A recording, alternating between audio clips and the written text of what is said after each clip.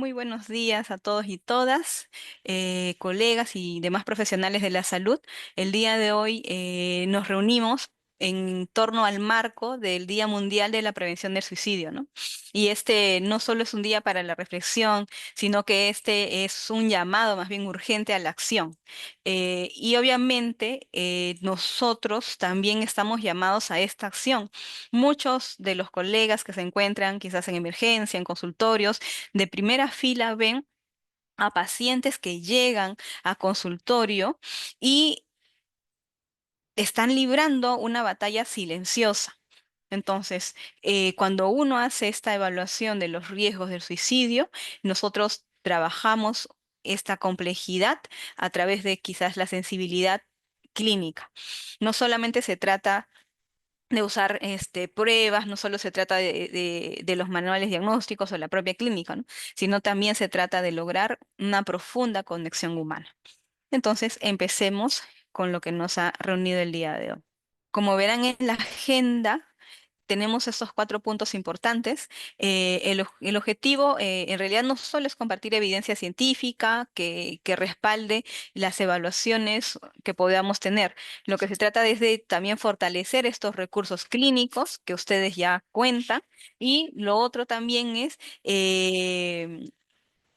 ir más allá de lo que dicen las palabras, ¿no? Buscar señales que a veces no son tan evidentes. Por lo tanto, como les decía, esperemos que en este espacio tengamos esta visión común, ¿no? De que lo que queremos todos es salvar vidas. Entonces, dicho de esta manera, continuemos con estos puntos. Primer punto va a ser el panorama general. El segundo es la conducta suicida. El tercer punto es que debemos saber antes de comenzar la evaluación de riesgo suicida. Y el cuarto es un modelo que les voy a presentar para el manejo del mismo. Muy bien, empecemos con este panorama general. Como sabemos, la muerte por suicidio es uno de los problemas más complejos de salud pública y que tiene una multicausalidad. Según los datos brindados por la OMS, más de 700.000 personas se quitan la vida y por ende muchas más intentan hacerlo. También tenemos que ha ido progresando este segundo dato. Hasta hace más de 4 años era la cuarta causa. Actualmente, o bueno, en el 2021 mencionan que es la tercera causa de muerte entre personas de 15 a 29 años. Y hay datos e información que mencionan que para la actualidad ya es la segunda causa. Así que esto nos brinda pie a poder seguir trabajando con este grupo etario, ¿no? De 15 a 29 años. Estamos hablando de adolescencias ya casi terminando esta etapa. Estamos hablando de jóvenes, adultos jóvenes que necesitan de nuestra atención por las múltiples situaciones que podrían devenir en esta conducta. Asimismo, también para el 2021 tenemos que el 73% de suicidios ocurrieron en países de bajos o medianos ingresos. Y claramente en este punto se encuentra el Perú. No podemos huir de esta estadística tampoco. Asimismo, que como una de las causas que son múltiples de suicidio, influyen los factores sociales, culturales, biológicos, psicológicos y ambientales que se presentan a lo largo de la vida. Además, eh, en la población en general, un intento previo es un importante factor de riesgo de suicidio. Entonces, acá tenemos una información que nos va a ayudar también en la evaluación del mismo. Entonces, es muy claro que por cada suicidio ocurrido, muchas más personas van a intentar hacerlo. Y esto es en un panorama mundial. Por ejemplo, en el Perú, ¿no? El Ministerio de Salud en el primer trimestre de este año 2025 nos da el dato de que más de 600 peruanos intentaron quitarse la vida. En este primer trimestre, más bien del 2025, tenemos eh, este dato que viene de la Oficina Nacional de Epidemiología, de Prevención y Control de Enfermedades. El grueso de esta cifra está dada para las mujeres, estamos hablando más del 56% fueron mujeres y el resto fueron intentos realizados por varones. Entonces, a esto también se suma que ha habido una alza importante entre el 2024 y respecto al 2023. Si en el 2024 se registraron 745 suicidios o muertes por suicidio, en el 2023 más bien fueron 457. Quiere decir que ha habido un aumento del 63%. Y en lo que va de este año, de este dato es de enero a junio de este año, ya han habido reportados más de 290 casos. Ya estaríamos cerca de los 300 o más casos. Entonces, si contáramos estos últimos meses, eh, lo que nos pues lleva a la conclusión de que en este momento, dos o tres personas ya han intentado o han logrado el suicidio. El panorama está claro. Entonces, lo que nos toca es qué otras herramientas podemos implementar, qué otros recursos tenemos que perfeccionar y manejar para poder llevar a cabo una correcta evaluación que nos ayude a detectar este riesgo latente. La Organización Mundial de la Salud está haciendo lo propio, ha generado guías, ¿no? Esta que fue del 2021, donde hablan acerca del llamado a los países del mundo a la reducción de las tasas de intentos y suicidios. Eh, Hay un plan al 2030, pero en la revisión actual vemos que no hay los esfuerzos no están realmente cobrando estos frutos importantes. Asimismo, en el 2024 también se generó una normativa donde había la potestad de hacer que haya una eliminación de los plaguicidas, porque habían en determinados países en el mundo un acceso bastante pronto y que obviamente iban a generar un deceso pronto. Además, también se vio el papel como un factor de riesgo, el cómo los medios de comunicación abordan el suicidio en sus plataformas de noticias. Y actualmente eh, hay no solamente los medios televisivos y radiales, tenemos que tomar en cuenta que nuestra información o la información que ocurre a veces de personas que mueren por suicidio, los vemos a través de diferentes redes sociales, donde no hay el cuidado pertinente y circulan videos donde se ven cómo algunas personas concretan estos actos. Por ende, y hay mucha literatura que habla acerca de que la exposición a cómo una persona llegó a quitarse la vida generaría también otro factor de riesgo y podría ser inclusive un factor de riesgo colectivo, porque hay un fenómeno que se llama fenómeno Werder. Y este fenómeno podría propiciar que una persona, al conocimiento o al ver que alguna persona murió por suicidio, tendría también una alta probabilidad de cometer el mismo. Así que hay una información también bastante valiosa que se tendría que detallar con respecto a la función de los medios de comunicación en la difusión de este tipo de problemática. Ok, entonces, para poder continuar, vamos a definir qué es realmente una conducta suicida. Y obviamente, sin importar el autor, lo importante acá es la intencionalidad autorreportada por nuestros consultantes. Y este detalle es clave. Como ven en la presentación, toda conducta autodestructiva con al menos alguna intención de terminar con su propia vida y donde haya esta suerte de ambivalencia. Y esta va a ser la regla que va a seguir esta conducta. Asimismo, vemos que desde la perspectiva conductual, eh, tanto la conducta, quiere decir la acción manifiesta, como la idea, el plan o la amenaza, se van a considerar también dentro de las conductas suicidas. También los pensamientos, los comportamientos no fatales son entendidos como una conducta suicida. Según Nock y colaboradores, la conducta suicida se podría calificar en tres puntos. En ideación suicida, en la planeación del suicidio e intento de suicidio. Entonces, estos tres componentes formarían esta conducta suicida. Claro está que hay muchos autores, inclusive desde las perspectivas contextuales, donde detallan con mucha más precisión, más términos para denominar el mismo proceso del intento suicida. Entonces, basta con que el paciente mencione alguno de estos elementos que pertenecen a la conducta suicida y observemos que hay algún alto riesgo, automáticamente esta información es prioritaria para realizar la intervención. También ocurre que nosotros como profesionales, cuando escuchamos que nuestros pacientes nos develan esta intención, nosotros vemos ahí un problema. Pero los pacientes ven esta acción o este proceso como parte de una solución.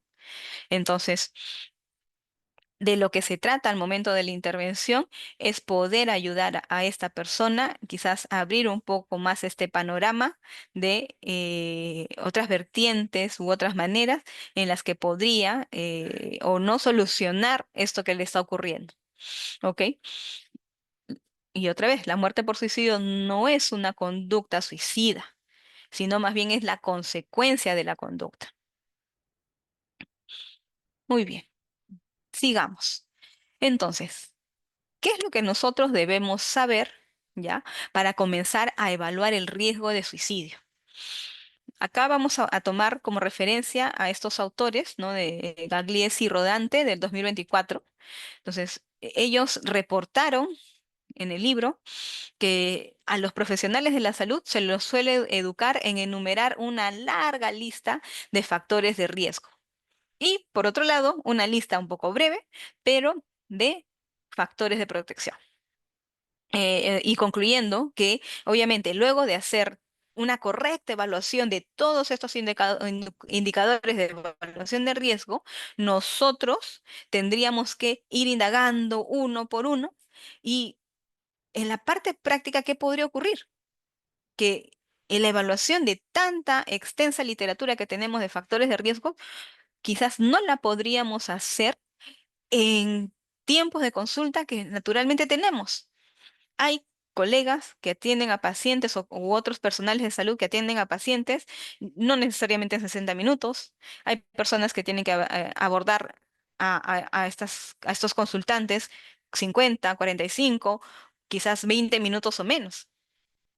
Entonces, no vamos a tener el tiempo necesario para brindar una intervención específica si solo nos la vamos a pasar buscando factores de riesgo. Entonces, hay algo que obviamente no debemos pasar por alto acá. Es que también pasa lo siguiente, que hay factores de protección que en algún punto podrían cambiar a ser factores de riesgo dependiendo del contexto. Por ejemplo, em, obviamente la relación con la familia podría ser un factor protector de esta persona que está atravesando quizás este proceso. Pero ¿qué podría pasar? Quizás hay una discusión, hay alguna pelea donde no necesariamente esté incluido el paciente o consultante y al final este mismo factor de protector se convertiría en un factor de riesgo. Entonces, allí también tenemos un dato importante respecto a qué asumir o no realmente como una conducta de potencial riesgo. Entonces, y vamos a definir bien esa parte. Entonces, ahí tenemos en el principio uno. ¿Qué nos dice respecto a lo que tenemos que tomar en cuenta? Que el suicidio es prevenible, pero no predecible. Entonces, ¿de qué se trata esto? Ya hemos dicho que un poco las limitaciones de los estudios referidos al suicidio están en que no hay una tecnología que nos ayude directamente a predecir si va a ocurrir o no esta conducta. Inclusive el hecho puede ocurrir desde que eh, hay personas que podrían decirte que tienen una ideación suicida, por ahí tienen un plan, pero al final no realizan el acto para autoeliminarse. O también podría ocurrir de que hay personas que te dicen, no tengo plan, no pienso en eso, y también terminan en suicidio. La verdad es que el 25% de las personas que tienen ideación, pero sin plan, intentan igual quitarse la vida de todas formas. Entonces, el proceso de suicidio no es un proceso lineal, pero tampoco es aleatorio. Entonces, no es porque se da así porque sí. Entonces, dentro de todo este caos comportamental, existe un patrón conductual claro.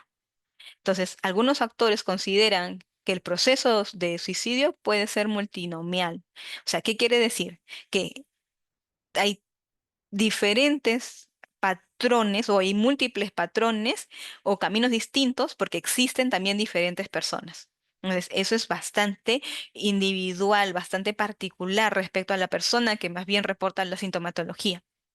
Entonces, los factores de riesgo extensamente publicados más bien en la literatura en este entender serían los riesgos de largo plazo. ¿Ok? Entonces, todos aquellos factores de riesgo que hemos leído, revisado, investigaciones, los vamos a llamar factores de largo plazo. ¿Ok? Entonces, estos factores de largo plazo se van a denominar riesgo crónico basal. ¿Ok? Que obviamente no es modificable en un corto plazo. ¿Ok? Esa es la diferencia. En cambio, el riesgo agudo, ¿ya? Es limitado en el tiempo y puede disminuir en la función en que la crisis también se resuelva. Puede durar minutos, puede durar horas, algunas semanas, días, ¿ok? Pero el riesgo basal o este riesgo crónico eh, no nos va a ayudar a intervenciones inmediatas. Entonces, ¿qué ocurre? Podemos ver acá en esta imagen, ¿no? Que el riesgo crónico puede ir a lo largo de las semanas porque esto ya es parte de nuestro paciente. Pueden venir con sintomatología depresiva, ansiosa, pueden venir con evento traumático, situaciones de personalidad y etcétera. Y esto va a ser un tema que se tiene que trabajar a largo plazo. Sin embargo, el riesgo agudo sí nos permitiría una intervención inmediata.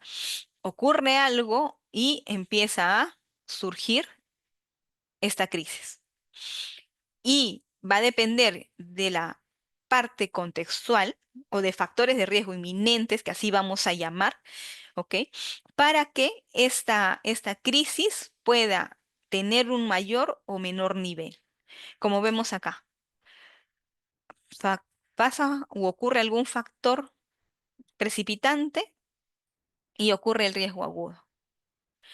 Puede este también cesar. Luego, a las siguientes semanas ocurre otro evento, se levanta la crisis, pero puede disminuir en tiempo, puede durar menos el tiempo. Como que también puede ocurrir otro evento que dispare la crisis y de ser de menor intensidad, pero durar también mucho más tiempo. Entonces, si el riesgo agudo necesita más bien de intervenciones inmediatas. Entonces, a esto, como le digo, lo vamos a denominar factores de riesgo inminentes o riesgo contextuales. Entonces, de esto se va a desprender que el proceso suicida, como la evaluación de suicidio, es un proceso dinámico, porque se van dando cuenta que pueden ser diferentes situaciones que podrían ocasionar uno que otro riesgo agudo. ¿Ok? Entonces, sigamos. Entonces, acá, lo que tendríamos que preponderar sería que quizás en la primera entrevista, donde observamos que hay un riesgo agudo, la evaluación del riesgo debe estar dirigida a buscar estos factores que generarían un riesgo inminente o una potencial posibilidad de que se dé o no la conducta de suicidio. ¿Ok? Entonces, algo de que tendría que tener claro es esto. El riesgo basal es un riesgo que lo vamos a poder trabajar a un largo plazo, porque son parte quizás de las mismas patologías, parte de los traumas que los pacientes ya también tienen, que se tienen que trabajar. Sin embargo, en el mismo proceso de suicidio, lo que vamos a hacer es trabajar el riesgo agudo a través de la evaluación de los factores de riesgo inminente. Y esto nos habla del principio uno. Ok, pero veamos acá, ¿qué nos dice el principio 2? Entonces, ahí vemos que como el proceso suicida es dinámico, o sea, se aleja de esta linealidad con la que hemos venido quizás viendo el suicidio, ¿no? Ideas pasivas, ideas de suicidio, plan y así. Inclusive, como digo, hay muchos autores que hablan de muchas más etapas. En la terapia contextual hablamos también de conductas autolesivas sin ideación suicida. O sea, la terminología es variable de acuerdo al enfoque con el que podamos trabajar. Sin embargo, en este modelo que estoy presentando, hablamos del proceso suicida como dinámico y por tal, la evaluación de riesgo también debería ser dinámica. ¿Cómo sería esto?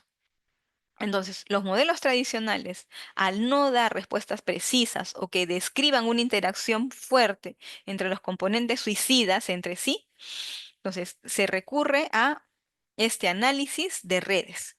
Entonces, el análisis de redes toma en cuenta el efecto que cada síntoma genera sobre otro síntoma.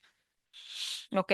Entonces, permiten focalizarse en la dinámica de cada individuo más que en el constructo propio de algún estado de salud mental que queramos estudiar. Por ejemplo, ¿no? Por ejemplo, ahí vemos, dice paradigma activo, ¿no? La depresión es un factor latente que se activa y genera los síntomas de quizás de rumiación, de ideación suicida o insomnio. Entonces, esa es la explicación que quizás nos decía el antiguo paradigma. Eh, pero, ¿qué nos dice redes? Redes nos habla de que la interacción de estos síntomas hace la depresión, por ejemplo, ¿no? Y sumado también a un factor externo. Acá podríamos tomar el modelo, o perdón, lo que pasó en el 2020 con respecto al COVID. Apareció el COVID, ¿ok? Factor estresante, factor externo. Apareció el COVID. Y este COVID generaba en las personas ciertas respuestas como preocupación, miedo, ansiedad. ¿Qué más pasaba? Esto generaba que la persona no durmiera y al momento de no dormir había rumiación de las potenciales cosas que le podrían ocurrir. Y en esta suma de cosas aparecía la ideación suicida. ¿Y qué pasa más adelante? Puede ser que sin la necesidad de que apareciera el estresor, estas situaciones, estos constructos ya se puedan dar por sí solos. Entonces, en este análisis de redes, lo que nos permite es enfocalizarnos en la dinámica de cada individuo, más que en el propio constructo. Entonces, en el análisis de redes nos ayudan a entender cómo y por qué estos factores pueden influenciar en la conducta suicida, ya que explora asociaciones mucho más complejas. ¿Ok? Entonces, la conducta suicida también termina siendo la interacción de varios procesos y existiría una red para cada consultante que viene con alguna conducta de suicidio. Entonces, obviamente, al ser esta una asociación que no está estandarizada, obviamente no tendría que ser la misma para todos, porque todos podemos responder de diferentes maneras.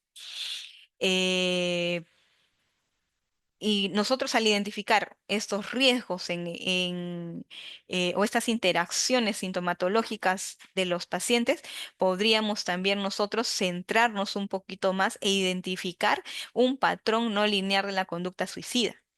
Entonces, ¿cómo podríamos identificar este riesgo? Podría ser quizás a través de un análisis funcional de la conducta, como lo presentan en un modelo TCC, o también podríamos utilizar el análisis en cadena que se usa en las modalidades contextuales. Entonces, obviamente no es el motivo de la ponencia, pero de esa forma nosotros podemos ir evaluando el riesgo suicida sesión a sesión a través de estos recursos. ¿Ok? Entonces, la entrevista también puede ocurrir donde buscamos constantemente la causa de un suicidio. Entonces, estamos intentando buscar que hubo algo que desencadenó esto, como si algo inesperado hubiera generado más bien esta situación. Sin embargo, para algunos pacientes puede que el sistema fue lentamente tornándose menos resiliente, quizás un colapso repentino que pueda explicar más bien el sistema que ya venía frágil más que por el estresor, ¿ok? Porque, ¿se acuerdan en el punto anterior? Tenemos estos factores crónicos. Entonces, hay cosas que podrían pasar en el proceso y no necesariamente ser explicados por un detonante claro, sino más bien explicarse por el sistema que ya fue fragilizándose por diferentes situaciones, más que un estresón importante o muy marcado. Ahora, en este análisis de redes sí habla acerca de algunos factores que son de riesgo inminentes, como son la desesperanza y la percepción de sentirse una carga. Y a estos los van a llamar factores modales de riesgo. En cambio, por ejemplo, la autoeficacia en algunos autores llamado autoestima, la resiliencia o la capacidad de solución de problemas, el tema de acceso a los servicios de salud y la actitud positiva frente a estos servicios de salud o que reciben los pacientes, más bien podrían convertirse en factores protectores. Entonces, según este principio, nosotros como personal de salud estamos llamados a generar una práctica desde la evidencia para poder propiciar la evaluación dinámica del riesgo y por ende intentar prevenir que hayan muertes por suicidio. Entonces, sigamos. Dicho esto, entonces vamos a pasar al manejo del riesgo suicida. En este caso, vamos a tomar el modelo de Linehan. Y en este modelo vamos a ver que existen tres formas del manejo del riesgo suicida. Tenemos la evaluación del riesgo, tenemos toma de decisiones sobre el propio riesgo y también el tema del plan de seguridad o respuesta a la crisis. ¿Ok? Todos estos puntos son largamente estudiados, tienen mucha evidencia y nosotros nos vamos a centrar en este primer punto. Y obviamente en la evaluación de riesgo, ahí tenemos tres también puntos importantes, que son el factor de largo plazo, que ya lo vimos, como le dije, que se puede dar en el transcurso del tiempo, pero que no ameritaría quizás de una intervención inmediata. No podríamos hacer algo inmediatamente para resolver este factor de largo plazo, pero sí, también de la mano hay factores de riesgo inminente. Allí es donde nosotros vamos a prestar nuestra mayor atención. Asimismo, dentro del factor de riesgo están los factores protectores y están también las variables de control. Ok. De estos tres puntos, igual que también habría mucho más por explayarnos, solo nos vamos a abocar al primer punto. Sin embargo, por ejemplo, para tomar algún detalle, ¿no? En la parte de factores protectores habla acerca de el trabajo de la esperanza en relación al futuro, habla de la autoeficacia en relación al problema, habla acerca del apego, buscar el apego por la vida, la responsabilidad por otros seres humanos, ¿no? Como niños, familias. Acá podemos incluir también a los animales. Hay muchos pacientes que resisten a la intención de hacerse daño porque saben que hay una mascota que los espera en casa. Hay inclusive pacientes o consultantes que tienen tatuadas estas mascotitas en su cuerpo. Entonces, la idea sería ayudarlos a sostenerse en la vida a través eh, de estos apegos y en la medida que se trabajan en las sesiones psicoterapéuticas, trabajar también otras redes que podrían soportar a esta persona cuando quizás en algún momento esta mascota ya no esté con ellos, porque obviamente sabemos que nuestras mascotas tienen menor tiempo de vida. Habla también este factor de protector en la involucración de las personas en una red social o una red protectora. Acá también habla como factor protector el apego que debe haber con el terapeuta u los otros servicios de salud. Un factor protector también sería el miedo al suicidio, a la muerte o la ausencia de un método que realmente no le genere tanto dolor. También puede ocurrir que un factor protector es el miedo a la desaprobación social la desaprobación que podría sufrir la familia.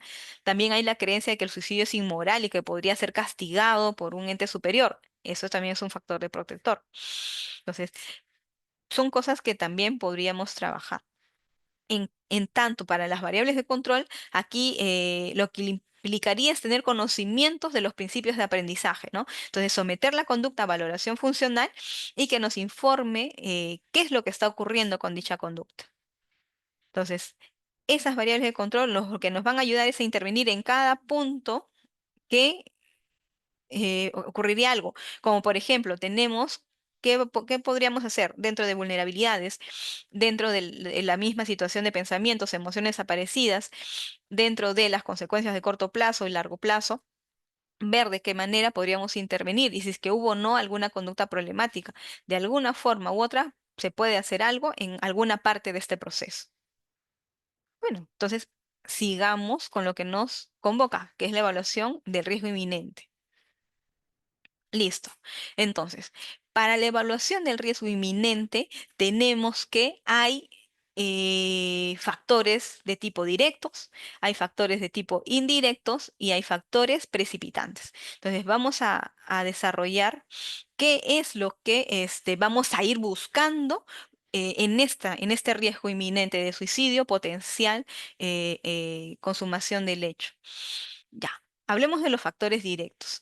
Entonces, en los factores directos podemos hablar acerca de ideación suicida pasiva e ideación activa. Por ejemplo, pensamientos directos sobre morir. ¿Y cómo vamos a hacer esta pregunta? Es directamente, es por ejemplo, Mónica, ¿has pensado en morir? Y tener esta cautela de no preguntar dos cosas al mismo tiempo porque nosotros podríamos quedar en la situación de no saber a qué respondió el paciente o el consultante, ¿no? Por ejemplo, le hemos preguntado, ¿tienes deseos de morir o de hacerte daño? Y el consultante dice sí, pero no sabemos a cuál de las dos interrogantes le planteó el sí. Hay que ser muy concretos y directamente consultarlo, ¿no? Mónica, ¿has pensado en quitarte la vida? Mónica, ¿has pensado en que ya no deberías existir? Y de esa forma ver las respuestas. El deseo de morir es tácito, te va a decir un sí. En la ideación activa, entonces estamos hablando acerca de pensamientos de sobre cómo llevar a cabo este acto, ¿ok? Pasivas, solo deseos. Y en la parte activa estamos hablando ya de sobre cómo realizar el invento. Si hablamos de la comunicación, entonces ahí vemos que directo, ¿no? Sí, me quiero matar. En la comunicación suicida, indirecta, podría ser, ¿no? Ay, no debería ya levantarme, no sé por qué estoy abriendo los ojos otra vez hoy día. ¿Qué más podría ser una comunicación indirecta? Eh, Parece que ya estoy aburriendo a mi familia, pero quizás una directa sería, sí, me quiero matar porque ya se están aburriendo de mí en casa. O sea, eso es directo. ¿Qué más tenemos que evaluar en factores directos? El plan, la preparación y los ensayos. Ok, plan es el tiempo y el método específico. Ok, entonces hay pacientes que han venido con planificaciones de hasta de un año, un poco más, un poco menos, y hay pacientes que solamente lo hicieron y actuaron impulsivamente. ¿Cómo van a prepararse? O sea, van a llevar a cabo una suerte de pasos para tener el medio con el que van a intentar hacerlo. ¿Cómo consiguen los medios? Y actualmente hay muchas formas de que ellos pueden hacerlo. Hay pacientes inclusive que han adquirido medicamentos, no solamente directamente comprados en farmacias. Ustedes ya saben que existe el delivery. Así que muchos de nuestros pacientes, los que hemos atendido en hospitalización, también han llegado por intoxicación debido a que han pedido que se le traigan ciertos medicamentos a sus propios domicilios. Otra forma también sería acceder a los medicamentos que también tienen otros familiares dentro de casa o en su defecto también tener a mano su medicación. A veces los pacientes se van con varios meses de tratamiento y no tenemos el cuidado de quizás frenar el acceso a estos medios. ¿Ok? Entonces, el ensayo, ¿qué podría ser? Podría ser una suerte de aproximación sucesiva a ver si esto no funciona. Podría empezar con esta cantidad, luego con otra cantidad, hasta poder ver si es que en algún punto ya creo saber qué cantidad sí me puede hacer daño. También en la parte en la parte de los ensayos, podemos ver también que los pacientes escriben cartas o dejan notas, o empiezan inclusive también a publicar estados, ¿no? Porque ahora todo se publica también. Entonces ahí podemos ir observando también estos factores. Entonces, la tentativa con la idea de que se va a matar o causarse daño. Entonces, ahí ya vemos esta situación, así como los CASIS, que son las conductas autolesivas sin ideación suicida en el último año. Acá también se tiene especial cuidado porque las CASIS son esto, ¿no? Son conductas que no buscan acabar con nuestra vida, pero ¿qué ocurre en el tema de que sí es potencial que pueda convertirse más bien en un suicidio consumado debido a que hayan cortes más profundos, hayan cortes que quizás al final, cuando vayan a la emergencia, eh, dicen que no querían hacerlo, ¿no? Pero ocurre que por el factor de impulsividad y demás situaciones, pues se les puede salir de las manos a nuestros propios pacientes. Entonces, tenemos estos factores directos que empezar a escudriñar en la primera entrevista, esos riesgos inminentes que nos van a poder decir que sí, puede ser que se dé esta situación. También tenemos los factores indirectos. Por ejemplo, acá va, ¿no? Otro tipo de comunicaciones más bien, ¿no? Hablar sobre que es una carga para otros, la severa desesperanza o pesimismo sobre los problemas actuales que pueda tener esta persona, donde no vemos ninguna opción de solución. Vemos el tema de interés, pérdida de interés o anedonia, el tema de la agitación o ansiedad ha aumentado progresivamente. Tenemos el tema de alucinaciones, ¿no? Alteraciones de las percepciones, donde tienen voces comandatorias que le pueden indicar hacerse daño o también hacer daño a terceros. También el tema de la poca capacidad para concentrarse y tomar decisiones, el dormir poco o el dormir mucho, también es un factor indirecto. Aumento excesivo, ¿no? Del consumo de sustancias tipo alcohol u otras drogas, preocupación anticipada por pérdidas futuras o un estresor vital importante. Esto también es importante porque empiezan quizás, si esta pérdida futura está en función más bien de aquello que lo mantiene a la vida, definitivamente si ocurriera, vamos a tener un paciente colapsado. Y obviamente preocupación por ser descubierto, ¿no? O decepción si es que lo descubre. A pesar de estos factores importantes, siempre, o perdón, a pesar de estos factores indirectos, va a ser relevante en nuestra entrevista consultar y preguntar directamente si tiene o no la ideación. Y quizás en este sí, preguntarle, ¿no? Si hubo algún cuidado especial para que no se descubran las acciones que estaba tomando, o más bien al momento de comentar que sí tenía la ideación o si tenía la intención de hacer algo, si se siente decepcionado porque no está logrando hacerlo. Entonces, eso también se va a convertir en un factor importante. Y por último, vamos a hablar acerca de los factores precipitantes. Acá, obviamente, tenemos el tema de pérdidas interpersonales, conflictos, algunas crisis legales, problemas financieros, laborales, etcétera. Entonces, estamos hablando de crisis vitales que pueden estresar al consultante, teniendo de quizás también en paralelo estos problemas de largo plazo que ya también los tendríamos que manejar en un proceso terapéutico convencional. El diagnóstico reciente de una enfermedad mental o física también es un factor que precipita el riesgo.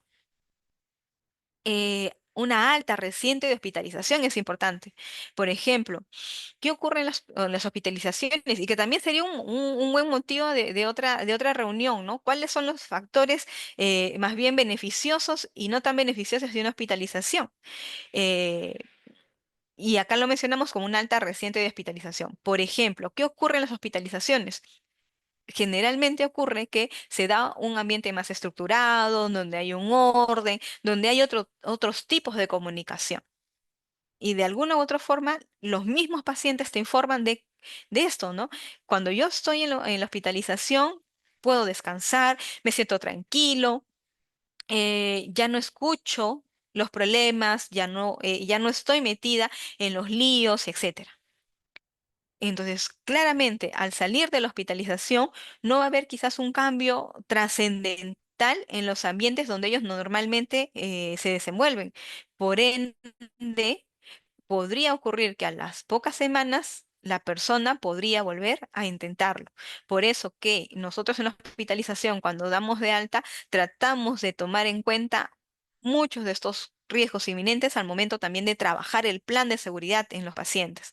Ver también qué otros problemas siguen concomitantes dentro de la familia para ayudar y obviamente redirigir las atenciones cuando se hagan también de forma ambulatoria. Otro factor precipitante son las 24 horas de iniciado un proceso carcelario. La exposición a un suicidio reciente.